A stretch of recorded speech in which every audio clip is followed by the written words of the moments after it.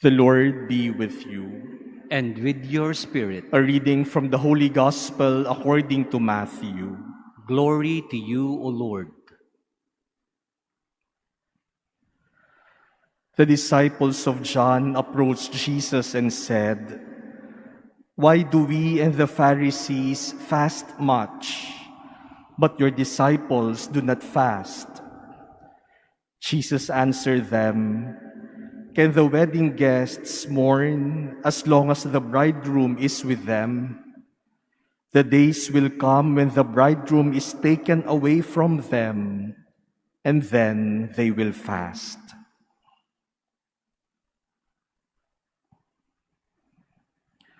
The Gospel of the Lord. Praise to you, Lord Jesus Christ. Please be seated. My dear brothers and sisters, fasting is an exercise observed by many religions.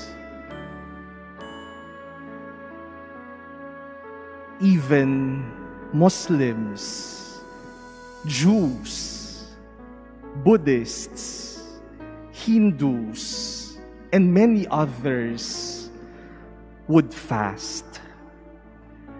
And this tells us that fasting is important to spiritual life. When we talk of fasting, we could understand it in a limited sense. That is, it is a voluntary and deliberate control in eating. That is a limited understanding of fasting. It is just about fasting from eating. But in a broader sense, fasting is about disciplining ourselves. It is about controlling our appetite. It is about strengthening our will. Our readings today both talk about fasting.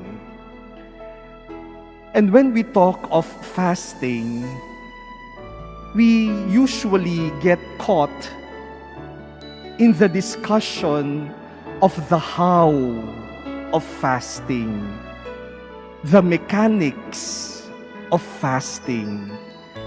Paano bang mag-ayuno?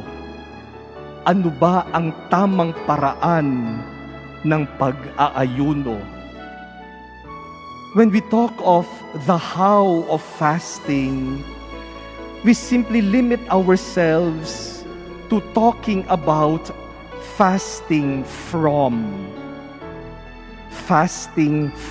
food, fasting from things I enjoy, fasting from things I like to do, fasting from things that I want. Kadalasan, kapag pinag-usapan natin ang fasting, ang iniisip natin, ano ba ang iiwasan ko? Ano ba ang hindi ko gagawin? Ano ba ang pagpipinitensya, ang pagsasakripisyong gagawin ko? But my dear brothers and sisters, that is only one part of fasting. The other part of fasting is to discover the why of fasting. Bakit ka ba nag-aayuno? It is not enough to fast from.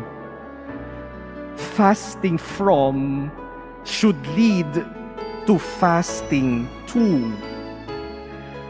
We fast from in order to fast to. At yun ang mas mahalaga. Why are we fasting? We are fasting in order to become good persons. We fast to love more. We fast to be more generous. We fast to be just. We fast to be compassionate and merciful. We fast so that we may become like Jesus. That completes the picture of fasting. Kaya sana ngayong panahon ng Kwaresma, wag lamang matuon ang ating sarili sa mga iiwasan at hindi gagawin. Wag lamang matuon tayo dun sa fasting from.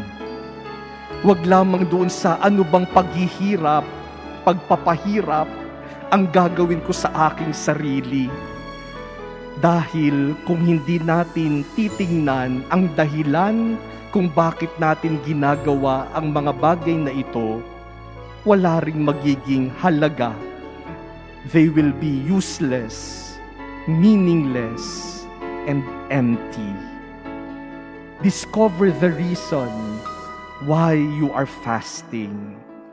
Discover the reason why we are doing penance. Discover the reason why you are undertaking sacrifices during this season. Not because we want ourselves to suffer.